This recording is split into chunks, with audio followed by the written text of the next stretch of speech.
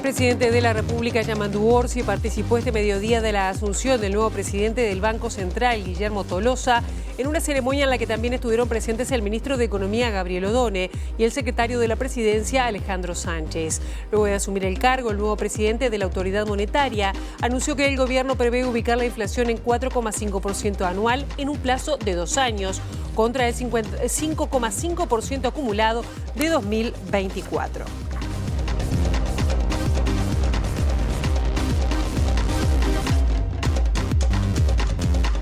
Buen mediodía, es un gusto recibirles con las noticias a esta hora, con un mediodía que se está presentando con cielo nuboso, cubierto, lluvias y probables tormentas y neblinas. Los vientos están soplando del sector sureste con una intensidad de 30 kilómetros en la hora y rachas de hasta 40 kilómetros en la hora. La máxima de esta jornada será de 27 grados según el pronóstico de Inumet para las próximas horas y el área metropolitana. Y ya con esta vista sobre la bahía y con datos del Centro de Gestión de Movilidad, les contamos que está programado el corte en Martín C. Martínez entre Víctor Aedo y Colonia. Esto será hasta las 6 de la tarde por trabajo de grúa. Yaro entre Isla de Flores y San Salvador. El corte será hasta las 5 de la tarde por trabajos de saneamiento, y Rincón entre Circunvalación Durango y Zabala. El corte será hasta las 7 de la tarde por la colocación en fachada de un edificio, y tarea que demandará hasta el 23 de marzo. Arrancamos con estos titulares que vamos a desarrollar.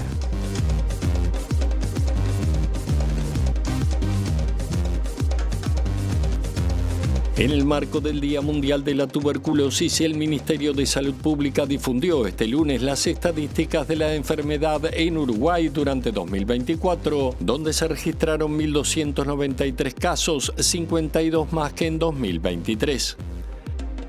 En paralelo, la directora general de la Salud del Ministerio de Salud Pública, Fernanda Nosar, confirmó que se trabaja en el monitoreo de la zona de residencia del paciente afectado por el primer caso de dengue importado registrado en lo que va del año. Más de 1.000 personas se movilizaron este domingo en Soriano bajo la consigna Todos somos Besossi. El exintendente Guillermo Besossi recibió la movilización en la entrada de su chacra, en la que cumple el arresto domiciliario con tobillera electrónica, y subido a un estrado improvisado donde dio un discurso. La nueva presidenta de la Juventud del Partido Nacional, Pilar Simón, dijo que en el caso Besossi no están dadas las garantías del debido proceso y calificó la detención del exintendente de Soriano, investigado por reiterados delitos de abuso de funciones y otros 6 delitos, como un acto agresivo y violento. La nueva presidenta de la Junta de Transparencia y Ética Pública, JUTEP, Ana María Ferraris, dijo que existe un problema cultural y parecería que en algunas zonas hay prácticas que están naturalizadas. A su juicio, se debe capacitar a los funcionarios para que conozcan la reglamentación y accionen mecanismos de prevención y control. Este lunes se realiza un paro de los funcionarios del Consejo de Educación Técnico Profesional, UTU, en rechazo a reiterados hechos de violencia ocurridos en los primeros días del año lectivo. Con la movilización se busca visibilizar estas situaciones y exigir medidas que las prevengan. En Buenos Aires se realiza esta tarde la Marcha por el Día de la Memoria, convocada por organizaciones sociales y políticas. Los distintos organismos de derechos humanos confluirán en un acto central que se realizará esta tarde en Plaza de Mayo, a 49 años del golpe de Estado.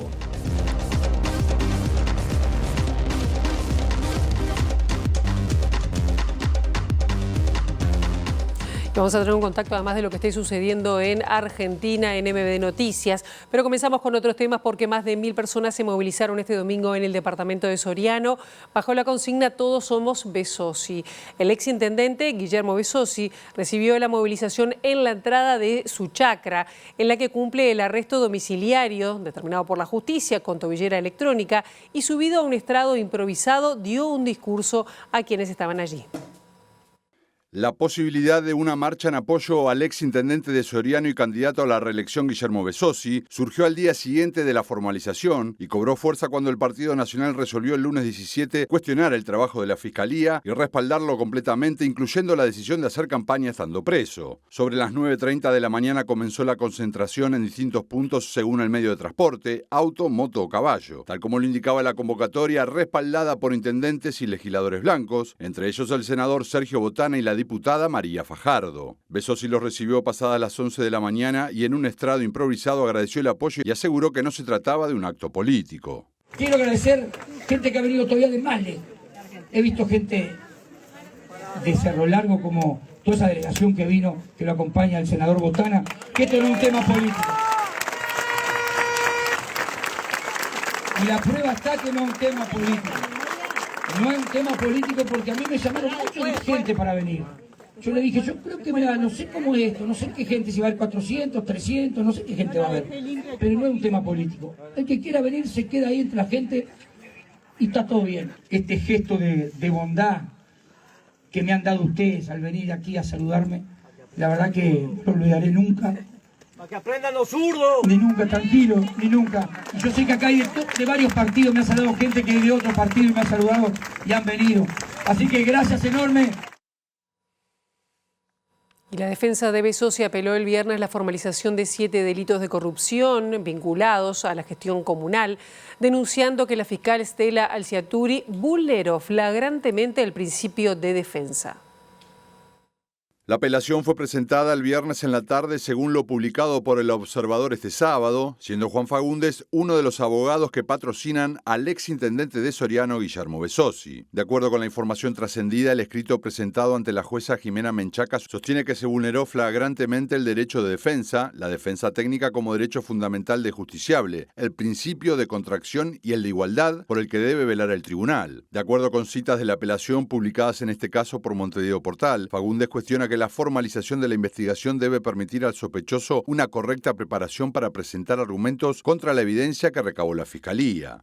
En este sentido, la defensa de Besosi afirma que la fiscal Stella Alciaturi no habilitó que se conocieran los fundamentos de la imputación que recayó sobre el político nacionalista en la noche del jueves 13 de marzo. Besosi había sido detenido esa mañana y desde entonces cumple arresto domiciliario total con uso de tobillera electrónica, aunque con ciertas prerrogativas como realizar conferencias de prensa y un almuerzo de camaradería con intendentes del Partido Nacional. Al ex jefe comunal de Soriano se lo acusa de integrar una trama que ya cuenta con más de 20 imputados, incluidos sindicalistas, en un caso que indaga, entre otros hechos, el robo de materiales de la Intendencia y una eventual compra de votos con dichos insumos, el pago de actividades partidarias con fondos comunales y la entrega irregular de licencias de conducir.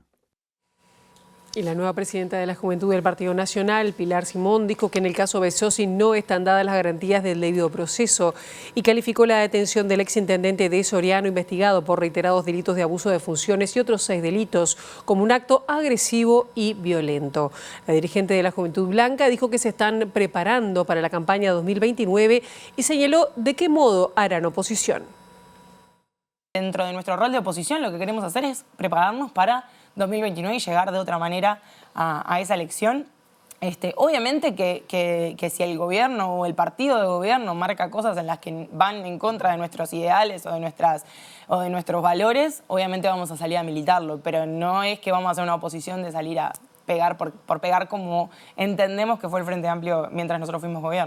Consultada sobre la imputación de Guillermo Besosi, Simón dijo que se debe respetar el principio de inocencia y evitar que sea un juicio mediático. Además, reconoce que si es culpable, el Partido Nacional va a tomar acciones al respecto. No estaban como todas las garantías dadas y nos cuestionábamos si la Fiscalía estaba haciendo algo con respecto, por ejemplo, a las filtraciones, que cómo era que el proceso se estaba dando y había periodistas que ya tenían esa información, que cómo es que solamente se filtran cosas de los casos que tiene el Partido Nacional y no otros casos. Si Guillermo es culpable y la justicia lo demuestra y tiene todas las pruebas para demostrar que cometió esos delitos, obviamente el Partido Nacional va a tomar acciones al respecto. Ahora, mientras tanto, él tiene que prima el principio de inocencia, como en todos los casos, y lo que queremos es que se dé el proceso como corresponde y no se vuelva un juicio mediático. Por su parte, el presidente del Frente Amplio, Fernando Pereira, respondió a las críticas de los dirigentes del Partido Nacional sobre la actuación de la justicia. Para Pereira hay que respetar la institucionalidad y se preguntó cuál es el límite de un intendente para actuar. Si nosotros no confiamos en nuestro sistema de justicia, ¿quién va a laudar nuestras diferencias? ¿Quién va a laudar nuestros problemas? ¿O queremos una justicia para políticos y una justicia para el resto de los mortales? ¿Qué es lo que queremos? Porque finalmente es lo que hay que poner en valor. Nosotros entendemos que una fiscal no actuó de acuerdo a derecho y nos comimos un juicio por difamación, por decir que no había actuado de acuerdo a derecho, conforme a derecho. Está hablando usted y Fossati en el Claro, 2023. usted no, Fossati sola. Sí. Yo fui y me defendí. Y obviamente la causa se archivó porque no tenía objeto. Yo tengo derecho a opinar. El Partido Nacional tiene derecho a opinar sobre el fondo de la causa, incluso sobre los delitos. Lo que no tiene derecho, desde mi punto de vista, o si lo tiene, perjudica notoriamente nuestra institucionalidad, es criticar a esa institucionalidad como si fuera parte de un andamiaje de gente que conspira contra el Partido Nacional, porque eso además no es creíble. Lo que le insisto, ¿es creíble o no es creíble? No es que hay un imputado, hay más de 30 imputados. Empezó este problema hace más de 3 años con un incendio en un local en el que se quería ocultar pruebas. Entonces no es que nada pasó en Soriano, pasó de todo. La nueva presidenta de la Junta de Transparencia y Ética Pública, la JUTEP, Ana María Ferraris, dijo que existe un problema cultural y parecería que en algunas zonas hay prácticas que están naturalizadas. Según la directora, debe capacitarse al funcionariado para que conozca la reglamentación y accione mecanismos de prevención y de control. Parecería que en algunas zonas del país algunas prácticas están naturalizadas, que en otros lugares no. Yo creo que hay una gran batalla para librar y que es cultural justamente para transmitirle a la sociedad y que la sociedad se apropie de determinados valores que tienen que ver con el repudio a todo tipo de prácticas corruptas, en consonancia con lo que prevé la propia normativa que tiene aprobada el país, ¿no? Desde las convenciones de Naciones Unidas contra la corrupción y la Convención Interamericana y, bueno, nuestra propia legislación interna, incluida esa, por supuesto, porque al ser aprobada pasa a ser derecho interno. Bueno, ese trabajo es un trabajo crucial que hay que hacerlo, pero ya. Rápidamente empezar a trabajar y me parece que la formación podía ser a través de la formación de los funcionarios a nivel de los gobiernos departamentales. Nosotros podríamos ayudar en eso. Sería una forma. El control es mucho más amplio y hay muchos actores que intervienen en términos de contralor, desde las juntas departamentales, con todos los mecanismos que la Constitución les habilita, pedidos de informe, llamados a sala, comisiones investigadoras, llegando incluso hasta el propio juicio político. El nuevo presidente del Banco Central del Uruguay, Guillermo Tolosa, anunció que el gobierno prevé ubicar la inflación en 4,5% anual en un plazo de 2 años, contra 5,5% acumulado en 2024. En este sentido, dijo que el tipo de cambio seguirá fluctuando y que el 8 de abril se va a reunir el Comité de Política Monetaria para analizar si mantiene o modifica la tasa de interés. La meta es tener una inflación de 4,5% dentro de un régimen de metas de inflación que involucra que el Banco Central se concentra en fijar la tasa de interés y que el tipo de cambio fluctúa libremente. La inflación es considerablemente más baja de lo que ha sido la historia del Uruguay. Tuvimos en los últimos 20 años ya una inflación de un solo dígito, que es un éxito para el Uruguay, dado que las 3 décadas anteriores habían sido de inflaciones de 2 y 3 dígitos. Sin embargo, todavía es algo alta para la comparación internacional y cada punto, cada décima, vale para lograr nuestro objetivo. El Banco Central va a actuar con independencia, sin titubeos, con firmeza, ante cualquier evidencia que la inflación esté subiendo por encima de lo que son nuestras expectativas, nuestros pronósticos y nuestra meta de 4,5%. Por otro lado, Tolosa sostuvo que el caso Conexión Ganadera no afectó de forma negativa la imagen de Uruguay, que mantiene su prestigio financiero internacional. Sin embargo, reconoció que pese a haber actuado, el Banco Central carece de elementos para controlar a fondo este tipo de negocios y anunció que se va a trabajar con el Poder Legislativo para que nunca más existan operaciones de este tipo. El Marco Central actuó, hubieron 11 actuaciones y actuó en el marco de lo que habilitaba el marco legislativo y normativo del momento. Sin embargo, se expuso con esta realidad que existe un vacío para la actuación de los reguladores que es imperativo encarar en trabajo coordinado, como te decía, con el resto del gobierno. Lo que creemos es que los serios episodios que acaban de suceder, donde hubo uruguayos que perdieron sus ahorros, refleja, por un lado, la necesidad que haya una posibilidad de evaluar mejor los riesgos por parte de los uruguayos, que involucra más educación financiera, más acceso a asesoramiento, más acceso a información relevante, pero por otro lado también expuso lo que es un vacío legal, donde se operó fuera del alcance de lo que son los reguladores y es necesario trabajar en conjunto con el Poder Ejecutivo y el Poder Legislativo para asegurarnos que no va a existir más operaciones de este tipo que puedan trabajar de una forma que no exista ningún requerimiento de transparencia, ningún monitoreo, porque es un campo fértil para que sucedan el tipo de situaciones que sucedieron. Y el presidente saliente del Banco Central, Washington Ribeiro, destacó en su despedida los logros alcanzados en el último quinquenio, la transición con las nuevas autoridades, pero sobre todo la independencia técnica y política de los y las directores que pasaron por la institución. Ribeiro deja el directorio del banco después de 14 años en distintos roles y al inicio recordó cuando Jorge Larrañaga le avisó que lo había propuesto para integrar el directorio por la oposición y que le transmitió total libertad de acción. Con ese espíritu asumí y me desempeñé durante estos casi 15 años, con la misma conducta, como oposición o gobierno. Pero no solo yo.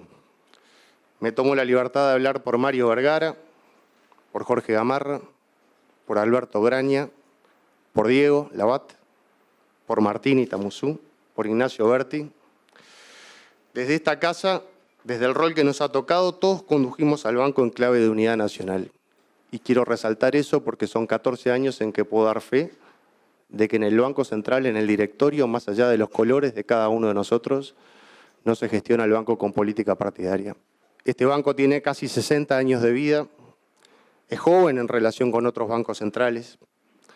En la vida, a medida que vamos ganando años, buscamos mayores niveles de independencia. Es la vida misma. Pero para ganarlos tenemos que demostrar tener la madurez necesaria como para usufructuar esa independencia o autonomía.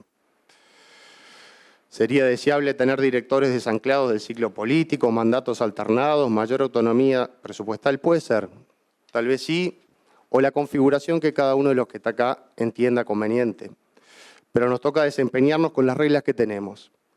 Con esas reglas tenemos la obligación de dar cumplimiento a nuestros cometidos y demostramos que se puede. Y este lunes el Ministerio de Salud difundió las estadísticas sobre tuberculosis en nuestro país durante el año 2024.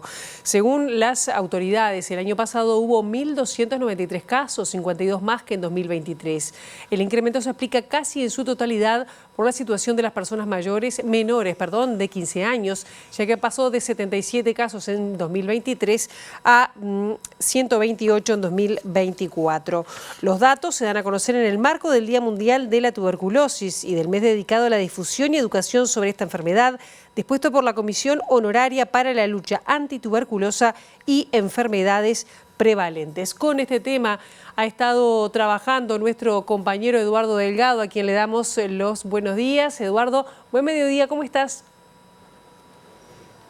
Buen mediodía, Pilar, un gusto saludarte, así es. El Ministerio de Salud Pública dio los datos referidos a la tuberculosis que preocupan a las autoridades justamente de este ministerio por el aumento que se dio en estas cifras. De lo que tú destacabas, también señalar que el 59% del total de los casos de tuberculosis en 2024 se dieron en Montevideo y que a su vez en 3 municipios, el A, el D y el F, se concentra el 59% de los casos, lo que para las autoridades de salud pública muestran una concentración de esta enfermedad en lugares con mayor vulnerabilidad social. Sobre este tema se refirió la ministra Cristina Lustenberg, habló sobre justamente la incidencia de la situación socioeconómica de las familias respecto a la tuberculosis. También se da una mayor cantidad de casos en personas privadas de libertad, en gente en situación de calle. Vemos y escuchamos lo que dijo la Secretaría de Estado. Y es una enfermedad que tiene que ver claramente con las determinantes sociales, con la pobreza concentrada en determinados hogares donde hay niños, niñas y adolescentes, donde aumenta la población de las personas privadas de libertad y ahí también es otra población que aumenta y sobre todo también tiene que ver con quizás el debilitamiento o el no fortalecimiento de lo que se llama el primer nivel de atención, tanto en la Administración de Servicios de Salud del Estado como en el resto de los prestadores, que es la primera puerta de entrada donde el equipo de salud tiene que estar muy alerta y evidenciar la sospecha de esta enfermedad. Para hacerlo de forma oportuna, y tiene que haber el acceso a una radiografía simple, a métodos de tórax, ahí tiene que haber la accesibilidad a técnicas de biología molecular y al equipo de salud estar rápidamente entrenado en sospechar esta enfermedad para hacer el diagnóstico oportuno y no lo que nos pasa hoy, que en el 63% de los casos lo hacemos cuando los pacientes ya están hospitalizados. A esto, Pilar, que Lustenberg hizo hincapié en que la tuberculosis es una enfermedad prevenible y curable. Y en ese sentido indicó que se está fallando respecto a las medidas preventivas. En especial, cuando se diagnostican casos, notificar a los contactos del mismo y tratarlos adecuadamente, para lo que hay medicación justamente adecuada. Esto será uno de los énfasis de la tarea del Ministerio para bajar estas cifras de tuberculosis en el país. Por otra parte, recordar que tras la detección del primer caso de dengue autóctono en el país, el sábado hubo un operativo importante en 9 manzanas del barrio Reus, en el que intervino personal del Ministerio, de la Intendencia de Montevideo, hablando con los vecinos de la zona, haciendo controles, en fin, diferentes medidas para evitar la expansión de esta enfermedad. La ministra de Salud destacó la necesidad del control del mosquito transmisor del dengue y también de usar repelente de mosquitos. Sobre todo estamos en aumento de casos de la región, que la ciudadanía entienda que para la prevención del dengue lo que más impacto tiene es tratar de que la Aedes aegypti, el mosquito, no esté en recipientes, en lugares donde es muy importante. Por eso el uso de repelentes, tratar del descacharrice, o sea, todos los lugares donde se concentran recipientes de agua, donde se favorece el mosquito, en todas nuestras casas lo tengamos como un método de prevención y ante cualquier fiebre prolongada con determinadas características de dolor retroocular, un dolor como una gripe generalizada, se consulte a los efectores de salud públicos y privados. Para cerrar, comentarte justamente respecto al dengue, que hoy a la tarde está prevista una reunión de gabinete ampliado del Ministerio de Salud Pública para analizar la situación de la enfermedad y para analizar y definir estrategias y medidas para prevenir que siga surgiendo casos de dengue autóctono. Sobre esto estaremos informando en la edición central de la noche de MBD Noticias. Quedamos atentas entonces a que surjan novedades respecto de esto y dejamos el tema sanitario, nos vamos a temas políticos porque hoy hay sesión del comité del Partido Colorado. Con este tema está nuestra compañera Juliana Perdomo. Juliana, ¿cuáles son las novedades allí en el Partido Colorado? Sí, exacto, Pilar, buen mediodía para todos. Acaba de terminar esta reunión del CEN Colorado y nos recibe su secretario general Andrés Ojeda. Gracias por estos minutos. Bueno, el tema cargos estuvo sobre la mesa. ¿Cómo viene la negociación a la interna del partido? Bueno, buenos días, gracias por estar como siempre. No estuvo sobre la mesa, simplemente una pequeña información, la misma que está en prensa, que estamos básicamente en la conversación interna y que la idea es que la primera semana de abril empiece a haber resoluciones. Eso es cuanto tengo para decir. Después está la conversación intracoalición, intrapartidos, teniendo lugar en estos días, pero de vuelta, no tenemos plazos ni perentorios, ni que venzan, ni nada por el estilo, con lo cual estamos trabajando con rapidez, pero digo, con tranquilidad. Han trascendido algunos nombres, pero todavía no están oficializados. No hay ningún nombre de nadie oficializado en ningún lado. Todo lo que trasciende, al menos nuestro, no sé de dónde sale. Con franqueza, porque yo no he hablado con nadie, ningún solo nombre, porque no hay, porque aún no sabemos qué lugares van a ser, como para saber qué nombres son. Así que yo desmiento cualquier nombre que podrá ser o no el día de mañana. Lo que digo es, no hay nada resuelto. La semana que viene, cuando se manden las veñas, serán públicos todos los nombres al mismo tiempo. ¿Sí se puede confirmar que son 14 los cargos que le tocarían al Partido Colorado? En principio lo que da la definición electoral es eso. Yo no recuerdo de memoria, ahora tendría que revisarlo, pero sí es una cifra alrededor de ese número. ¿Hay algún área de interés para el partido que se tenga que negociar con el Partido Nacional? A ver, muchas áreas de interés. Lo que no voy a decir es ninguno en particular, ningún nombre ahora, porque después no se concreta y yo mismo me embreto con mis propias declaraciones. Así que cuando anunciemos el lugar que vamos a ocupar, anunciaremos todo junto. Ojeda, aprovecha a consultarte por el caso Besossi. Tú ya has criticado las filtraciones que ha tenido Fiscalía con la prensa. ¿Cómo ves que se está manejando? Yo no estoy por dentro del asunto, ¿no? Obviamente me comprenden las generales, la ley y lo profesional, pero no me animo a dar opiniones de fondo porque no estoy, no vi carpeta ni nada. Lo que critico no tiene que ver con Besossi, tiene que ver en general. Y este no es el primer caso que vemos todo en prensa todo el tiempo y que una investigación no tiene capacidad de mantenerse en el marco de la órbita fiscal. Cuando aparte el Código prevé especialmente la reserva de las investigaciones, o la reserva de todas las resultancias para personas ajenas a la investigación. Y de hecho, cualquier funcionario del Estado que pueda dar esa información a un tercero comete delito. Y me preocupa que no se pueda dar garantías a la gente investigada, sea Besossi, sea Charles Carrera, sea quien sea. Digo, me parece que no ayuda. Y en ese sentido creo que tampoco ayuda que ningún fiscal tenga, siendo fiscal, porque era fiscal, posteos políticos que están prohibidos para los fiscales, no pueden hacer política partidaria, y menos aún en contra del partido político que está investigando. Se le quitan todas las garantías. Lo mismo pasaría con Charles Carrera. Me salgo en especial de lo de Besossi. Es un tema de garantías para todos, pero para cualquier ser humano de Uruguay que pueda estar mañana sometido a una investigación de la Fiscalía. Lo otro que estamos viendo también es que es importante que la investigación tenga un plazo. Creo que va a ser importante presentar un proyecto de ley a corto plazo donde le pongamos plazo a la investigación fiscal. De hecho, hoy la víctima de ese no plazo es Charles Carrera, ¿verdad? Porque le piden el desafuero y después continúa, y como no tienen plazo, esto podría seguir eternamente así. Digo, no es una objeción en la fiscal, ni mucho menos, no me voy a meter en eso, pero lo que digo es, el código original tenía un plazo para la investigación, y después la Fiscalía de Corte, encabezada por el hoy prosecretario de Presidencia, hizo un gran trabajo y se afirmó para que ese plazo no estuviera, y que solamente hubiera un plazo después de la formalización. Bueno, es importante ahora, a la luz de que a veces el invento mata al inventor, hacer los cambios que hay que hacer. En cuanto al clientelismo en el interior del país, ¿se puede activar algún mecanismo legislativo de forma urgente para evitarlos? Mira, a mí no me consta que haya clientelismo en el interior, tampoco me consta que si hay clientelismo sea solo en el interior del país. Digo, a mí nadie me explicó que Montevideo no tiene clientelismo, al menos.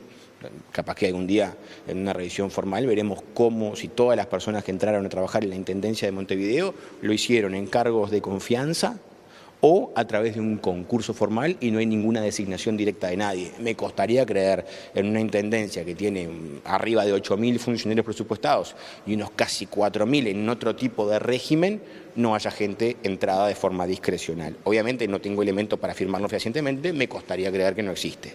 Entonces, yo creo que sí corresponde que tengamos un mecanismo de ingreso al Estado transparente, que de hecho estuvo en el compromiso por el país de toda la coalición en noviembre y ya está nuevamente en el Parlamento votar un sistema de ingreso no solo a las intendencias, a todas las reparticiones del Estado. Tampoco me consta que en el gobierno que entra no haya personas designadas directamente, que no sean cargos de confianza y que digamos que no sean por concurso. Entonces yo creo que esta cosa de las intendencias del interior se queda un poquito corta, ¿no? Que le está faltando todo el resto del Estado y la Intendencia de Montevideo y la de Canelones y la de Salto, que a veces parece no estar en el interior porque no es hoy del Partido Nacional. Entonces esto no va por... Yo no soy blanco ni soy frentista. Lo que digo es, si vamos a hacer un criterio objetivo, es para todo el Estado. Se entra de esta manera y de esta manera. Y ahí discutiremos con todo el sistema político si queremos cortar las designaciones directas. Ojeda, para finalizar, aprovecho a consultarte por el evento del jueves, que es un hecho no menor porque el ex vicepresidente José Mújica por primera vez pisa la Casa del Partido Colorado. Mirá, es un evento de proporciones épicas, fue el tema casi central hoy del Comité Ejecutivo Nacional. Es un evento, ya te digo, histórico, no solo por eso. Yo creo que es la primera vez que están presentes todos los expresidentes de estos 40 años de democracia, más el presidente actual, también hablando y aparte conversando e intercambiando en la sede de un partido político. Quiero destacar dos cosas. Primero, la gestión Sanguinetti, que es el alma mater de esta actividad, fue el ideólogo de la idea, del concepto, y el que llamó a todos para convocarlos y logró que todos dijeran que sí.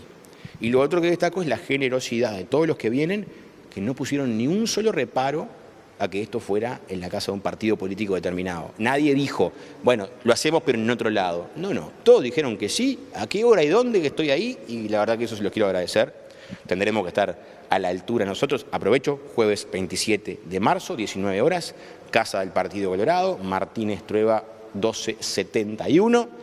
Los esperamos. ¿Cuáles van a ser los ejes principales de la discusión? Bueno, la idea es conversar de estos 40 años de democracia, de presente y creo yo de mucho futuro. A mí personalmente creo que a todos nos interesa escuchar qué tienen para decir, de cómo ven para adelante todo esto, todas las personas involucradas, con miradas históricas distintas, miradas generacionales distintas, momentos de vida diferentes. Yo creo que es un intercambio por demás interesante. Acá hay una comisión con dos diputados, Eliane Castro y Felipe Schipani, que están muy abocados a los detalles de la actividad, porque ya te digo, es de proporciones épicas e históricas, esto no pasó, no sé qué vamos a hacer después de esto, porque es muy complicado hacer algo que supere un evento de estas características. Muchísimas gracias. Gracias a ustedes. Bueno, Pilar, allí la palabra de Andrés Ojeda a propósito de la sesión del CEN Colorado de esta jornada y la invitación queda hecha para el próximo jueves. Segundo bloque de MBD Noticias, 24 grados es la temperatura actual en Capital y nos vamos rápidamente a Argentina porque en Buenos Aires se espera una gran movilización al cumplirse 40 años del inicio de la última dictadura, 49, perdón, de la última dictadura militar en ese país. Una gran movilización organizada por decenas de organizaciones de derechos humanos y para que nos comente cómo se está viviendo esta jornada de memoria en la República Argentina, tomamos contacto con nuestro compañero Diego Martini que está allí en el local de la ESMA, tristemente célebre por su papel que tuvo en la última dictadura. Diego Martini, bienvenido, buen mediodía. Pilar, ¿qué tal? Muy buen mediodía para todas y todos. Así que nos encontramos en Avenida del Libertador y Ramallo, acá en pleno barrio porteño de Núñez, hacia el norte de la ciudad, donde a nuestras espaldas está lo que fue la ESMA, la Escuela Mecánica de la Armada, que hoy funciona como un sitio de memoria, un sitio que durante la dictadura fue un lugar clandestino de detención, de tortura, de desaparición forzada, un lugar donde se violaron enormemente los derechos humanos acá en Argentina, un país que tiene más de 30.000 desaparecidos y que hoy, 24 de marzo, como cada 24 de marzo, desde el año 1985, en una dictadura que recordemos arrancó en 1976 y duró hasta 1983, desde el año 85, organizaciones vinculadas a madres y abuelas de Plaza de Mayo, quienes le reclamaban al Estado argentino por sus hijos, por sus familiares que permanecen la mayoría detenidos desaparecidos, es que empieza a darse esta movilización. Una movilización que en la jornada de hoy ya pasó por acá, por donde nosotros estábamos, salió de acá una movilización rumbo hacia el Congreso y la Plaza de Mayo, donde se van a congregar miles y miles de manifestantes de distintas organizaciones sociales, grupos políticos, grupos sindicales, grupos de la educación, grupos culturales, etcétera, que van a estar ahí, ya están ahí, y desde las 16:30 horas se va a leer una proclama que va a tener la Estela de Carlotto, una de las fundadoras de Abuelas de Plaza de Mayo. También va a tener a Adolfo Pérez Esquivel, el Premio Nobel de la Paz, periodista, quien luchó mucho también por la búsqueda de la memoria, la verdad y justicia. Y justo como decía ahora, este es un día de reflexión, es un feriado nacional en Argentina, un feriado inamovible, un feriado decretado en el año 2002, pero ya en el año 2006 decretado sí como feriado inamovible durante el gobierno de Néstor Kirchner y que es un feriado que se utiliza esta fecha como jornada de reflexión y jornada de memoria, verdad y justicia. El gobierno argentino se expresó a través de la cuenta oficial de la Casa Rosada y se utilizó un mensaje que fue publicado ya a las 0 horas en la jornada de hoy, que fue dictado por Agustín Laje. Agustín Laje, que es un politólogo perteneciente a los sectores de ultraderecha de Argentina, muy vinculado y muy cercano a Milei y al Partido Liberal Argentina, y un mensaje que se subrayó en esta versión que se intenta dar por parte del gobierno argentino actual y por parte de quienes son negacionistas de lo que fue el golpe de Estado, de tener una visión completa del golpe de Estado, una información que falta, cargando de responsabilidad a ciertos grupos de izquierda, grupos que surgieron en este país, como lo fueron el grupo Montoneros, pero no asumiendo la responsabilidad que tuvo el Estado en este sangriento golpe de Estado dictatorial que tuvo la Argentina, que tiene hasta ahora más de 30.000 desaparecidos. Si les parece, escuchamos lo que decía Agustín Laje en este mensaje grabado. Media de abuelas de Plaza de Mayo.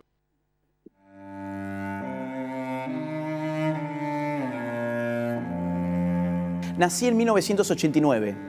Soy parte de una generación que vivió toda su vida en democracia. Los violentos años 70 no llegaron a mí más que como un ejercicio de memoria histórica que se convirtió en política estatal justo cuando entré en el colegio secundario. En la práctica, esta política funcionó como un proceso de destrucción de la verdad histórica con fines partidarios, ideológicos y económicos. Lejos de conocer lo que verdaderamente ocurrió en la década del 70, los alumnos del siglo XXI fuimos adoctrinados en un relato historietístico, maniqueo y reduccionista. No está bien borrar de un plumazo a las organizaciones terroristas con el fin de instalar la teoría del demonio único. No está bien ocultar la situación de guerra revolucionaria que vivía la Argentina de los años 70. No está bien disimular el hecho de que la represión ilegal y la técnica de desaparición de personas comenzaron antes del 24 de marzo de 1976. No está bien negar a las víctimas cuando son de un lado e inflarlas cuando son del otro. No está bien inventar cifras con propósitos efectistas. Y del premio Nobel.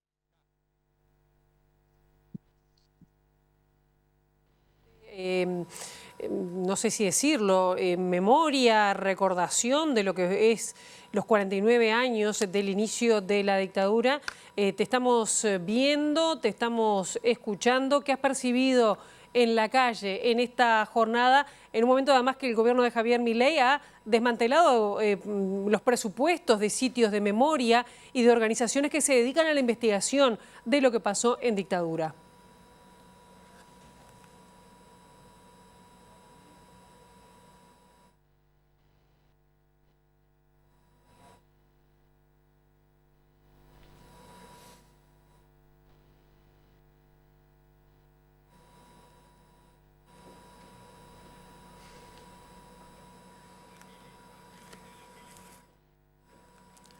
Bien, estábamos tratando de retomar contacto con nuestro compañero Diego Martini. Apenas podamos volver a restablecer esa comunicación, estaremos profundizando sobre lo que está pasando en estos momentos en la República Argentina y en un día tan especial de memoria a 49 años del golpe de Estado en ese país, el comienzo de la dictadura militar. Nosotros acá seguimos con temas que de alguna manera están vinculados, ¿no? Porque dirigentes y militantes de la derecha uruguaya regional denunciaron en las últimas horas que el gobierno habría presionado a las autoridades del Hotel Radisson Victoria Plaza para que le suspendan 2 actividades. Una de ellas era el lanzamiento de la Plataforma por la Libertad y la otra, un encuentro denominado La Derecha Fest, patrocinado por medios y personal ligadas al triunfo de Javier Milei y a la Libertad Avanza en Argentina.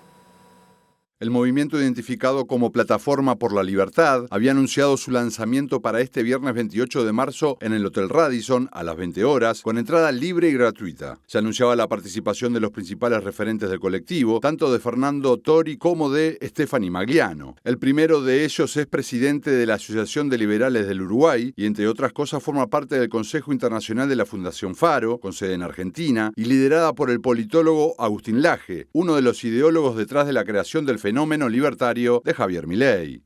Por su parte, Magliano es una ex militante del Partido Nacional que reivindica la dictadura y su condición de derecha, tal como lo destacó semanas atrás La Derecha Diario, el medio fundado por el publicista argentino Fernando Cerimedo, quien estuvo a cargo de las campañas de Javier Milei y de Jair Bolsonaro en Brasil, donde actualmente es investigado por ser parte del intento del golpe de Estado contra Lula en 2023. En este contexto, Dotti aseguró este fin de semana que no es la primera vez que son objeto de censura y que pese a ello seguirán adelante, aunque todavía no hay una nueva fecha para el lanzamiento. La que sí fue reprogramada es La Derecha Fest, aunque sin lugar fijado, para la cual se puede seguir comprando entradas para el 2 de mayo. Allí se anuncian la presencia, entre otras figuras, del AGE, de Javier Negre, de La Derecha Diario y del uruguayo Esteban Caimada, que también estaba apuntado para el lanzamiento de la Plataforma por la Libertad. Y en este bloque de MBD Noticias vamos a hablar de lo que está pasando en esta jornada en la UTU, porque justamente este lunes se está realizando un paro de los funcionarios de la Universidad del Trabajo del Uruguay en rechazo a reiterados hechos de violencia que han sufrido en los últimos días. Y con la movilización se busca justamente evitar este tipo de situaciones. Y exigir lo básico, que es poder ir a trabajar sin estar tan expuesto a agresiones, ¿no? Yo creo que ningún trabajador debería estar tan expuesto a ser agredido en su lugar de trabajo. Y más aún cuando nosotros creemos que es prevenible, ¿sí? Nosotros entendemos que no es cuestión de que llegue el 1 de marzo, se abran las puertas de las instituciones educativas, entren cientos de estudiantes, no tengas el personal adecuado para atenderlos y cruces los dedos para que no pase nada, ¿no? Nosotros entendemos que esa situación es prevenible y bueno, y eso es lo que estamos pidiendo, que se atienda de forma inmediata. Brun dijo que no han tenido ningún contacto de las autoridades de la UTU salientes durante la transición, ni siquiera para conocer cómo están los funcionarios agredidos ni en qué forma incidir para mejorar la situación. Esperan que asuman las nuevas autoridades para presentarles un documento con información que aporte en solucionar estas situaciones y señalan que hay falta de personal. El libro Pionera de Nancy Urrutia y Javier Calvelo, que rescata fotos de mujeres que entre 1983 y 1994 fueron protagonistas de luchas sociales por sus derechos, fue presentado el viernes en el Museo de la Memoria. Es un homenaje, dicen que es un homenaje a las mujeres que vivieron esta época de los 83 al 94, que fue muy efervescente por la necesidad de las mujeres salir a la calle, a pelear, a lograr derechos que no habían, y bueno, se trabajó muchísimo. Acá en este libro vamos a encontrar 98 fotografías enmarcadas en lo que se llama en la academia la segunda gran revolución feminista. Ahí tenemos mujeres de la cultura, mujeres políticas, mujeres trabajadoras, luchadoras sociales, y el libro está diseñado como un objeto visual, porque es un objeto que apela a la memoria. No es un libro de historia, es un libro de memoria, ¿no? Es un libro en el que brindamos homenaje a Nancy, pero también a esa época y a esas mujeres. La publicación se puede comprar en las presentaciones del libro que los autores realizan en diferentes lugares y también se puede adquirir en la página web de ADOC. Un año de su reapertura, el Espacio Modelo presentó su programación anual para este 2025. El parque público fue visitado por más de 1,5 millones de personas el año pasado y tiene una grilla, una planilla de actividades culturales para todos los gustos y también edades. Lanzamos esta programación 2025 porque se redobla la apuesta de las actividades abiertas y gratuitas, que eso hay que destacar, lo que tiene el Espacio Modelo, a un año de reapertura. Y para destacar es que en este año pasaron ya más de 1,5 millones de personas. Tenemos un promedio de 10.000 personas que vienen los fines de semana y desarrollamos un montón de actividades semanales que implican actividades deportivas, escuelas gratuitas en distintas áreas, vóley, básquet inclusivo, gimnasia, skate, escuela de skate. Tenemos talleres de plástica, de circo, ensamble coral, tango y bueno, y se siguen sumando propuestas. Queremos que toda la ciudadanía se siga acercando, que encuentren este espacio que es el parque techado público más grande del Uruguay, un lugar donde desarrollar actividades, disfrute y estén garantizados los derechos básicos del disfrute en el espacio público. Hasta aquí llegamos con esta edición mediodía de MBD Noticias, la actualización informativa en la edición central 18:55. Nosotros nos reencontramos mañana bien tempranito con las primeras noticias a las 8 en punto aquí en TV Ciudad. Pasen muy bien, buena jornada.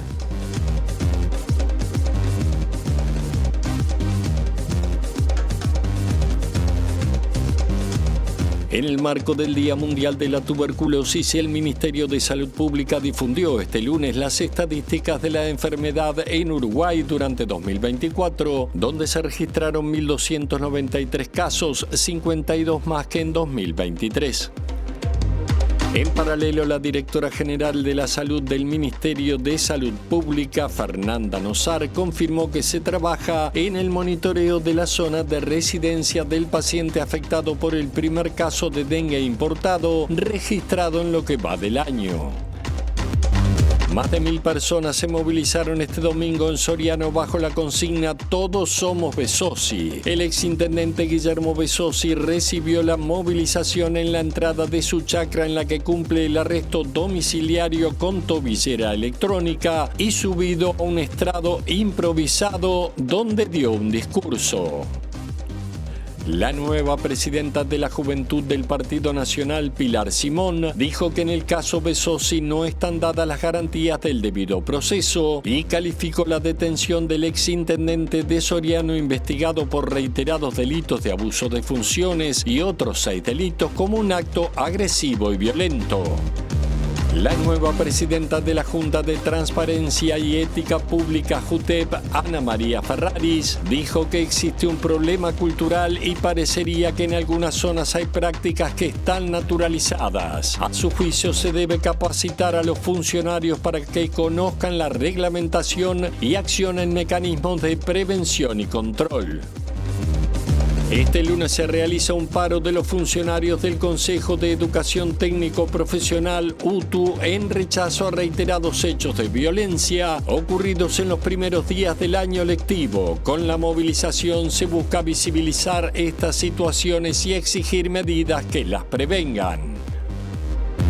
En Buenos Aires se realiza esta tarde la Marcha por el Día de la Memoria convocada por organizaciones sociales y políticas. Los distintos organismos de derechos humanos confluirán en un acto central que se realizará esta tarde en Plaza de Mayo, a 49 años del golpe de Estado. El presidente de la República, Yamandu Orsi, participó este mediodía de la asunción del nuevo presidente del Banco Central, Guillermo Tolosa, en una ceremonia en la que también estuvieron presentes el ministro de Economía, Gabriel Odone, y el secretario de la Presidencia, Alejandro Sánchez.